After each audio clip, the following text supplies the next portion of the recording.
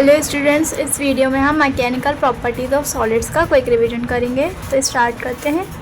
First of all आता है elasticity. It is a property of a material due to which it opposes any change in its shape. Elasticity direct proportional होती है intermolecular forces से। जितना ज़्यादा force होंगे उतना ज़्यादा इलास्टिसिटी आएगी, इसलिए सॉलिड में सबसे ज़्यादा होगी, दैन लिक्विड में, दैन गैस में। Elasticity of solid, than liquid, than gas. ठीक है। A perfect rigid body is perfectly elastic in nature। ठीक है, बिकॉज परफेक्ट रिजिड बॉडी में सबसे ज़्यादा फोर्सेस होंगे इंटरमॉलिक्यूलर फोर्सेस, इसलिए वो सबसे ज़्यादा परफेक्टली इलास्टिक इन नेचर होगा। ठीक है, तो जैसे हमें एक एग्जांपल गिवन है, स्टील सबसे ज़्यादा, then glass, then copper, then plastic, then mud. ठीक है। Intermolecular force we have is spring force. ठीक है। नेक्स्ट आता है रिलैक्सेशन टाइम, जिसे टाउ से डिनोट करते हैं। It is time taken by a body in regaining its shape. मतलब जो ज़्यादा इलास्टिक इन नेचर होगा वो अपने आप अपनी शेप को ज़्यादा जल्दी रीगेन कर लेगा। नेक्स्ट है stress and strain. Strain is change in configuration divided by original configuration. Strain is dimension less and unit less. अगर यहाँ पे चेंज इन लेंथ होगा तो यहाँ पे लेंथ होगा तो ये कैंसिल हो जाएगा यूनिट। अगर यहाँ पे वॉल्यूम है तो यहाँ पे वॉल्यूम है, तब भी कैंसिल हो जाएगा। मतलब ये डायमेंशन लेस और यूनिट लेस क्वांटिटी रहेगी। नेक्स्ट आता है stress. Stress is restoring force divided by area. Stress is a tensor quantity, ये वाला पॉइंट ध्यान रखना है। इसकी एसआई यूनिट होती है न्यूटन पर मीटर स्क्वायर। नेक्स्ट आती है longitudinal stress and strain. It is associated with change in length. ठीक है, तो लेंथ के जो भी चेंजेस आएंगे उसे लॉन्गिट्यूडनल बोलेंगे।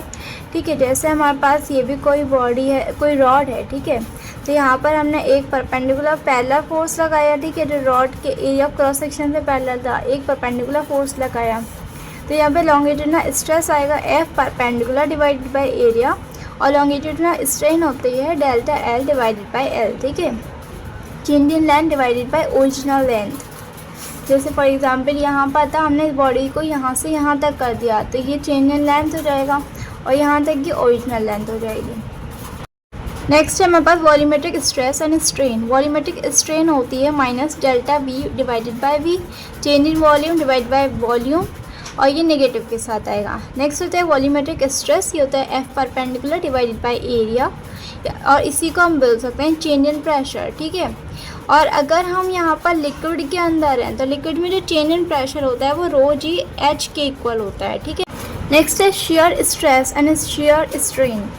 ये होता है एंगुलर चेंजेस की वजह से। ठीक है, तो हम बॉडी पर, अगर कोई सॉलिड बॉडी है तो हम उस पर फोर्स लगा रहे हैं तो वो इस साइड से थोड़ा सा एंगल चेंज करेगी अपना। ठीक है, तो इसमें जो शेयर स्ट्रेस का फॉर्मूला आता है वो होता है F parallel divided by area of cross section. ठीक है, ये एफ पैरेलल है हमारा इस साइड में।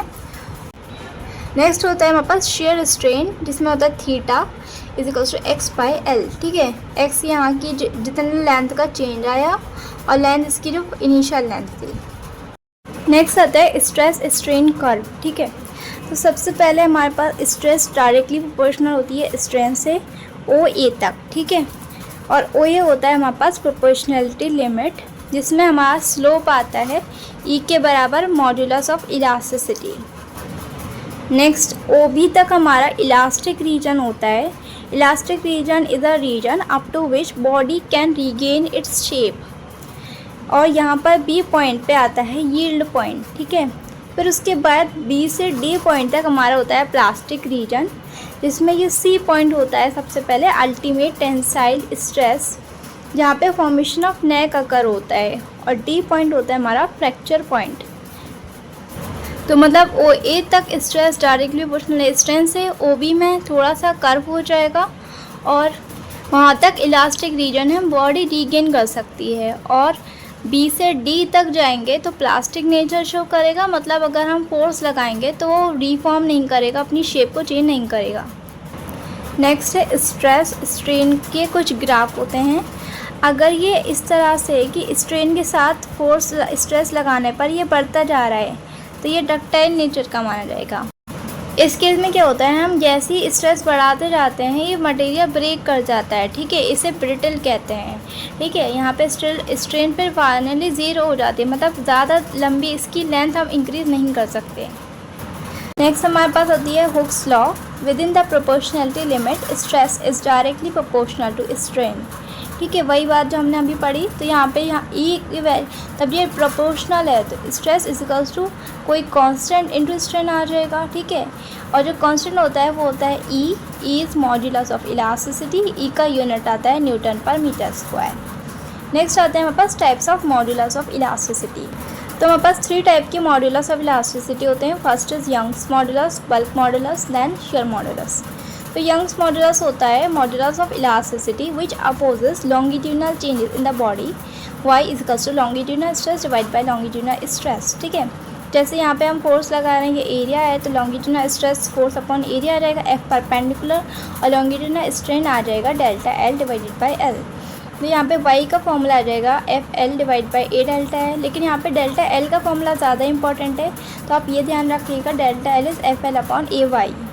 नेक्स्ट हमारे पास कुछ प्रॉपर्टीज़ होती हैं यंग्स मॉड्यूलस की। फर्स्ट है y is associated with change in length. Next है y is defined only for solids, it is 0 for liquids and gas. ठीक है, तो ये बात याद रखनी है बिकॉज हम लॉन्गिट्यूडनल चेंजेस किसी लिक्विड और गैस में तो कर ही नहीं सकते फोर्स लगाकर। ठीक है, नेक्स्ट हमारे पास है for perfect rigid solid y is infinite. ठीक है, जितना ज़्यादा परफेक्ट रिजिड है it mean infinite number of forces हैं उसके बाद, इट मीन्स उसका y भी क्या हो जाएगा, इनफाइनाइट हो जाएगा। तो जितने इंटरमॉलिक्यूलर फोर्सेस होंगे उतना ज़्यादा y होगा। ठीक है, नेक्स्ट आता है y is a material property, is it independent of dimensions of body. Next आता है addition of impurity. Young's modulus में इंक्रीज और decrease on adding the impurity depending on nature of impurity. लेकिन अगर हमारे पास सिर्फ एक ही ऑप्शन गिवन है इंक्रीज या फिर डिक्रीज, तो हम इंक्रीज को प्रेफर करेंगे because of the concept of doping. Doping का मतलब होता है addition of impurity to enhance a property. हम क्या चाहते हैं कि किसी इम्प्योरिटी को ऐड करें ताकि उसकी प्रॉपर्टी इन्हांस हो जाए, अच्छी हो जाए। तो अगर एक ही ऑप्शन में तो हम इंक्रीज़ बताएंगे, लेकिन अगर दोनों ऑप्शन में बोथ इंक्रीज़ और डिक्रीज़ तो हम बोथ इंक्रीज़ और डिक्रीज़ लगाएंगे। नेक्स्ट आता है हीट ट्रीटमेंट, जिसे अनीलिंग कहते हैं। Rapid heating and cooling of body is termed as annealing. In annealing material properties decreases gradually. हम उसका इलास्टिक बिहेवियर डिक्रीज़ करना चाहते हैं जिसकी वजह से वाई डिक्रीज़ होता है। तो जो इसका स्लोप आता है वो होता है tan थीटा, जिससे जो होता है stress upon strain is equals to Young's modulus. तो y is equals to tan theta. अगर हम टेम्परेचर इंक्रीज़ करेंगे तो इंटरमॉलिक्यूलर फोर्सेस कम होंगे, जब फोर्स कम होंगे तो y कम होगा, tan थीटा कम होगा। इट मीन्स टेम्परेचर इंक्रीज़ करने से y की वैल्यू कम होती है एंड tan थीटा भी कम हो जाएगा। ठीक है, तो इन दो ग्राफ में अगर हमसे पूछा जाएगा तो हमें पता है tan थीटा 1 ज़्यादा है tan थीटा 2 से, इट मीन्स y1 ज़्यादा है y2 से, it means t1 is less than t2। Next आता है elongations of wires of equal volume. इसमें क्या होता है delta L F L upon A Y होता है। अगर हमें सिर्फ एल गिवन है, लेंथ गिवन है, तो वॉल्यूम हम ए एरिया इंटू लेंथ लिखेंगे, और इस वाले फॉर्मूले में हम एरिया की जगह वॉल्यूम डिवाइडेड बाय लेंथ लिखेंगे। तो यहाँ से हमारे पास डेल्टा एल का फॉर्मूला हो जाएगा F L square divided by V into Y. V is volume, Y Young's modulus, delta L proportional to L square for constant volume. ठीक है, अगर ए गिवन है लेंथ नहीं गिवन तो लेंथ को हम लिखेंगे वॉल्यूम डिवाइडेड बाय एरिया। तो इससे फॉर्मूला आ जाएगा F V upon A square Y, और delta L proportional to 1 upon A square. तो अगर डेल्टा एल का एल स्क्वायर से हमें ग्राफ देखना है एट कांस्टेंट वॉल्यूम, तो वो कैसा आएगा, लीनियर ग्राफ। और सिंपल एल से है तो पैराबोला आएगा, और 1 अपॉन ए से पैराबोला आएगा, 1 अपॉन ए स्क्वायर से स्ट्रेट लाइन आएगा। ठीक है, बिकॉज एल स्क्वायर वहाँ पे एक क्वांटिटी अगर हम कंसीडर करेंगे तो ये एल स्क्वायर से डायरेक्टली प्रोपोर्शनल है, it means it is a straight line. और 1 अपॉन ए स्क्वायर के साथ भी ये स्ट्रेट लाइन आएगा। ठीक है, एट कांस्टेंट वॉल्यूम, ये वाला पॉइंट आपको ध्यान रखना है। नेक्स्ट हमारे पास ये केस आता है, अगर हमारे पास वॉल है तो वॉल इस पर फोर्स लगाएगी, अगर हम किसी स्ट्रिंग पर फोर्स लगाएंगे। ठीक है, और या तो हम खुद 2 फोर्स लगा सकते हैं, एक फोर्स इधर से, एक इस इधर से। ठीक है, तो वहाँ पे delta L1 is equals to delta L2 रहेगा। इन दोनों केस में जो चेंज इन लेंथ आएगा वो सेम रहेगा, F L upon A Y. ठीक है, इसी तरह नेक्स्ट केस है, जैसे अगर मास m है, ठीक है, तो उस पर टेंशन T लग रही है। अगर 2 मास है तो यहाँ पे टेंशन 2T हो गई। तो दोनों इन केस में डेल्टा एल आएगा mg_l अपॉन ए वाई। ठीक है, इसकी वजह से, और इसमें भी mg_l upon A Y. Next topic है ब्रेकिंग स्ट्रेस और ultimate tensile stress. Maximum bearing stress of a material is breaking stress. At breaking stress formation of neck just begins. Breaking stress is a material property. ये ध्यान रखना है, ये material property होती है। It is independent of dimensions of body. फॉर्मूले में breaking strength divide by area होता है। ब्रेकिंग स्ट्रेंथ एक तरह से फोर्स ही होता है, फोर्स अपॉन एरिया, तो ये ब्रेकिंग स्ट्रेस होता है। फॉर एग्जांपल यहाँ पे 5 kg का मास है, एरिया ए है, और यहाँ पे 10 kg का एरिया, यहाँ पे ए और ए 2a हो जाएगा, ठीक है। तो ब्रेकिंग स्ट्रेस यहाँ पे F1/A1 is equals to F2/A2, ठीक है। चाहे इसका एरिया चेंज हो जाए, मास चेंज हो जाए, दोनों की ब्रेकिंग स्ट्रेस सेम रहेगी। नेक्स्ट है a wire which can withstand a load of 500 Newton is cut into 4 equal parts. Calculate the load which can be applied on each part. तो हमारे पास क्या है, एक नॉर्मल वायर है, ठीक है। तो हमने उस पर 500 का फोर्स लगाया है और उसका एरिया ए मान देते हैं, ठीक है। अगर हम उसे 4 पार्ट में कट भी कर देते हैं तो एरिया तो सेम रहेगा, इट मीन्स फोर्स भी सेम रहेगा, बिकॉज जो F/A वैल्यू है वो है breaking stress. Breaking stress material property है तो वो सेम रहेगी, ठीक है। तो हमारे पास जब एरिया चेंज नहीं हुआ, इट मीन्स F भी चेंज नहीं होगा, तो F एक पार्ट के लिए भी 500 न्यूटन रहेगा, ठीक है। नेक्स्ट पार्ट हम पढ़ेंगे breaking by its own weight. तो जब कोई रॉड हैवी होती है तो वो अपने ही वेट से ब्रेक कर जाती है, ठीक है। तो ब्रेकिंग स्ट्रेस है mg/a। तो मास हम लिख सकते हैं density into area into length, density into volume into gravity divide by area. तो जो ब्रेकिंग लेंथ होती है, maximum length that can be hang, इसके बाद ये ब्रेक कर जाएगा अगर इससे ज़्यादा लेंथ ली, तो वो मैक्सिमम लेंथ होती है breaking stress divided by rho into g. Next topic हम पढ़ेंगे elongation by its own weight. तो अगर हमारे पास कोई हैवी रोड होती है तो अब वो अपने वेट की वजह से इलोंगेट कर जाती है, ठीक है। तो डेल्टा एल होता है FL/AY और डेल्टा एल प्रोपोर्शनल है लेंथ से, ठीक है। तो जब भी कोई वैल्यू लेंथ से या फिर एक्स से डायरेक्टली प्रोपोर्शनल होती है, मतलब कि एल की पावर 1 से प्रोपोर्शनल है, तो हम उसमें सेंटर ऑफ मास का कॉन्सेप्ट अप्लाई कर सकते हैं। तो इसी की वजह से डेल्टा रहता है mgL/2AY, बिकॉज हम माने कि मास L/2 पर रखा हुआ है, ठीक है। तो यहाँ पे डेल्टा एल आएगा mgL/2AY, ठीक है। नेक्स्ट हम मास को लिख सकते हैं लैम्डा इंटू एल। लैम्डा है लीनियर मास डेंसिटी और लेंथ से मल्टीप्लाई कर देंगे तो टोटल मास मिल जाएगा, ठीक है। अब क्योंकि मास पूरे में डिस्ट्रीब्यूटेड है, ठीक है, एक जगह पर मास नहीं है, तो ये फॉर्मूला हम कम यूज़ करेंगे और ये वाला फॉर्मूला ज़्यादा यूज़ करेंगे, जहाँ पे हम मास को लैम्डा एल लिखेंगे, ठीक है। तो डेल्टा एल आता है λg/L²/2AY, और इसको हम ज़्यादा प्रेफर करेंगे, इसलिए ये इस तरह से ग्राफ आएगा और ये डेल्टा एल के सिमेट्रिक होगा, पैराबोलिक होगा, ठीक है। तो यहाँ पे इस वाले क्वेश्चन में अगर elongation by its own wait आएगा तो ये वाला हम ग्राफ बनाएंगे। यहाँ पे जैसे एक क्वेश्चन है, length of wire is L1 when force applied is T1, its length is L2 when force is T2, find original length. तो डेल्टा एल का फॉर्मूला FL/AY है, तो delta L proportional to force है, तो हम क्या कहेंगे T1 प्रोपोर्शनल टू इसका चेंज कितना है, फर्स्ट टाइम का L1 - L और सेकेंड का T2 है जो कि L2 - L हो जाएगा, ठीक है। तो दोनों को डिवाइड कर देंगे तो ये आ जाएगा। प्रोपोर्शनलिटी को हम इज इक्वल्स टू कर देते हैं अगर हम इसको इक्वेशन बनाना चाहते हैं, ठीक है। तो यहाँ से इसको सॉल्व करेंगे तो लेंथ आ जाएगी T2L1 - T1L2 divide by T2 - T1। Next, अगर हैवी रॉड हॉरिजॉन्टली है और उस पर हम इस तरह से फोर्स लगा रहे हैं तो उसमें डेल्टा एल का फॉर्मूला होता है FL/2AY। जैसे कि वर्टिकल हैवी रॉड होती है तो उसमें mgL/2AY होता है, ऐसे इसमें हॉरिजॉन्टल है तो ये हो जाएगा FL/2AY। फॉर एग्जाम्पल अगर जैसे इसमें हमें नेट इलोंगेशन देखना है तो इसकी वजह से आ जाएगा FL/2y और इसकी वजह से FL/2AY, ठीक है। दोनों को ऐड कर देंगे टोटल आ जाएगा FL/AY। नेक्स्ट टॉपिक है पॉइसन रेशियो, जो कि डिलीटेड टॉपिक है, आप चाहें तो इसे पढ़ सकते हैं या स्किप कर सकते हैं। It is ratio of lateral strain with longitudinal strain, ठीक है। तो ये इसे सिग्मा से डिनोट करते हैं, minus delta R divided by R ये लेटरल स्ट्रेन है और डेल्टा L/L ये लॉन्गिट्यूडनल स्ट्रेन है, ठीक है। रेडियस कम होती है इसलिए इसमें नेगेटिव है और लेंथ इंक्रीज़ करती है तो इसमें पॉजिटिव ही रहेगा, ठीक है। तो इसकी जो प्रैक्टिकल वैल्यू होती है वो 0.0 से 0.5 तक रहती है। नेक्स्ट, अगर कोई सिलेंड्रिकल वायर होता है जिसकी कांस्टेंट वॉल्यूम है तो उसका सिग्मा 0.5 होता है, और अगर किसी सिलेंड्रिकल वायर की सिग्मा की वैल्यू 0.5 है तो मतलब उसकी कांस्टेंट वॉल्यूम होगी।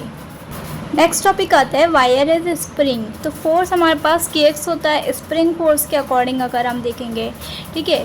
और डेल्टा एल का फॉर्मूला हमें पता है F L upon A Y, तो हम यहाँ से फोर्स को लिख सकते हैं Y A upon L into delta L. Delta L भी लॉन्गेशन है और यहाँ पे जो एक्स होता है वो भी लॉन्गेशन है। इट मीन्स हम इसको इससे कंपेयर कर सकते हैं। तो यहाँ पे ये वैल्यू जो बचेगी उसी को हम के इक्वल कर देंगे, तो के की वैल्यू आ जाएगी ए वाई अपॉन एल, ठीक है। इसे कहते हैं फोर्स कांस्टेंट। अब क्योंकि स्प्रिंग में जो टाइम पीरियड होता है वो होता है 2 pi under root M by K, तो इसका टाइम पीरियड हम लिख सकते हैं 2 pi under root M L upon Y A, ठीक है। के की वैल्यू हमने इससे रखी है। Wire within the proportionality limit behave as spring, ये वाला पॉइंट याद रखना है। नेक्स्ट आता है हमारे पास इक्विवेलेंट यंग्स मॉड्यूलस, ठीक है। तो इसमें सबसे पहले सीरीज़ का हम देखते हैं। सीरीज़ कॉम्बिनेशन में स्ट्रेस सेम होता है, ये फोर्स सेम लग रहा है और इसका एरिया ऑफ क्रॉस सेक्शन भी सेम है, इट मीन स्ट्रेस सेम होगा। और डेल्टा एल होता है total delta L one plus delta L two, ठीक है। इसमें जो चेंज आया प्लस इसमें जो चेंज आया, ठीक है। तो डेल्टा एल को अगर हम इक्वेट करेंगे तो हमें मिलेगा L one plus L two divided by Y equivalent is equals to L one upon Y one plus L two upon Y two, ठीक है। अगर ये 3 तक है तो यहाँ पे 3 लिख लेंगे और यहाँ पे L three upon Y three, मतलब n टाइम्स इस तरह से सॉल्व करेंगे। अगर 2 रॉड्स हमारे पास सेम लेंथ की होंगी तो आएगा Y equivalent 2y1 y2 y1 plus y2 for same length in series combination. Next हमारे पास आता है पैरेलल कॉम्बिनेशन। इसमें स्ट्रेन सेम होती है, लेंथ भी सेम होती है, डेल्टा एल भी सेम होता है, ठीक है।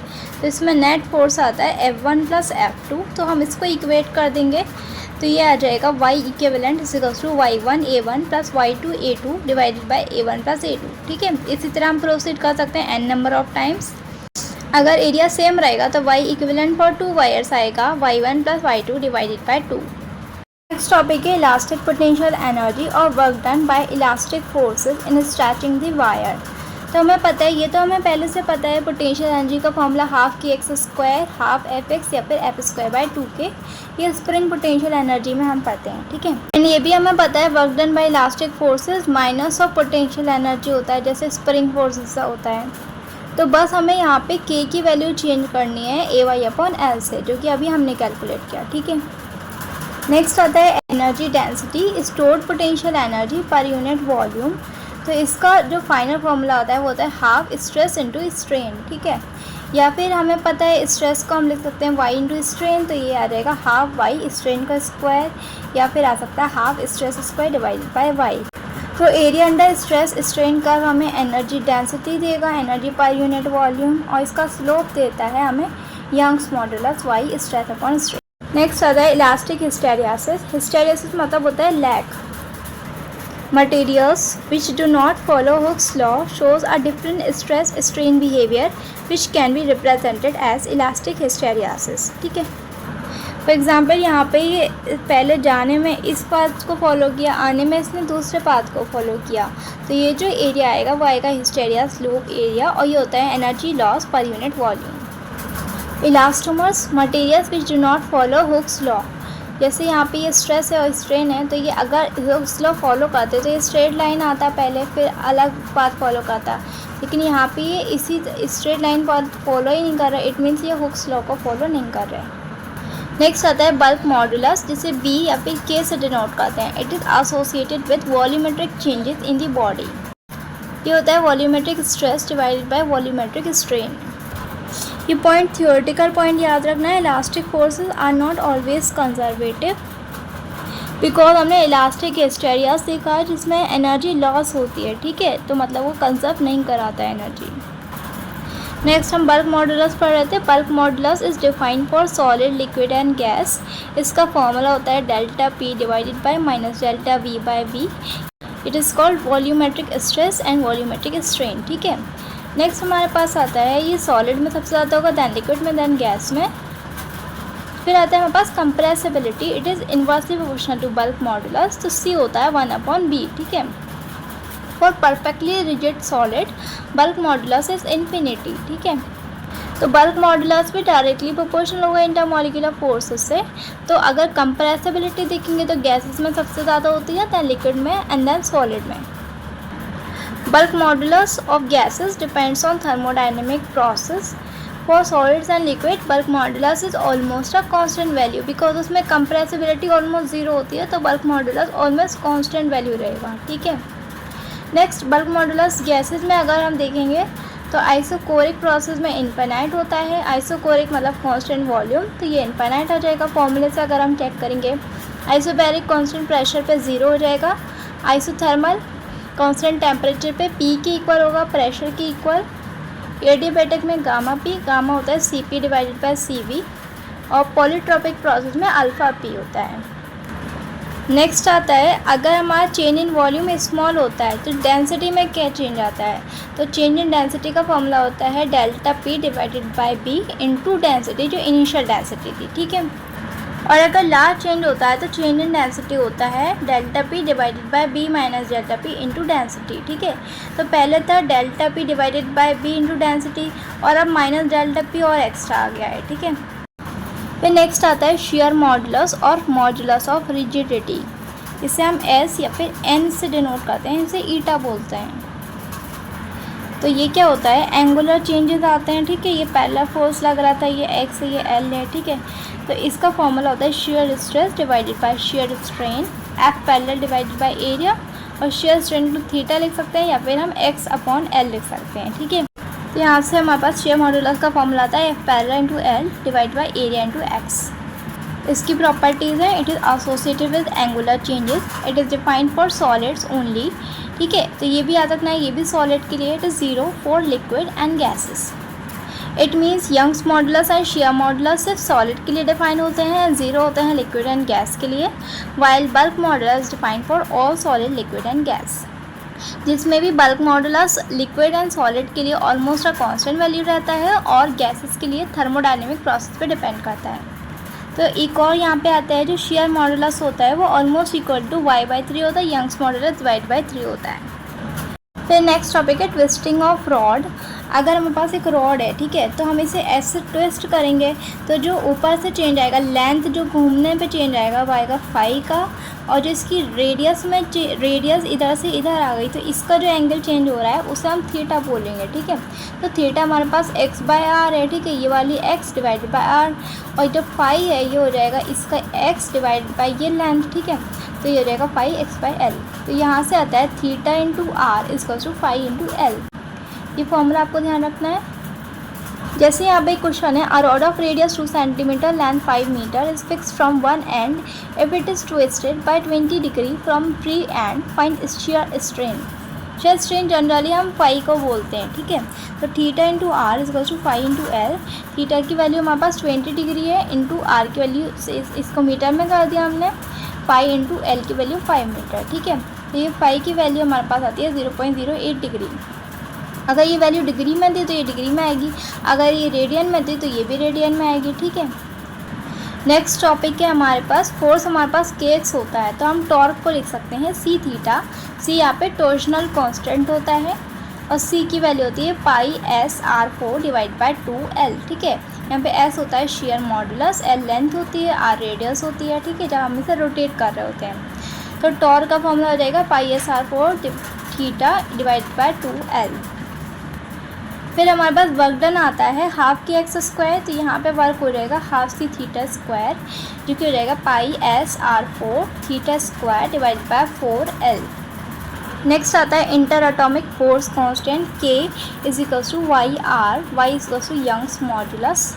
डेविएशन इन बीम का फॉर्मूला आता है WL³ divide by 4y/BD cube.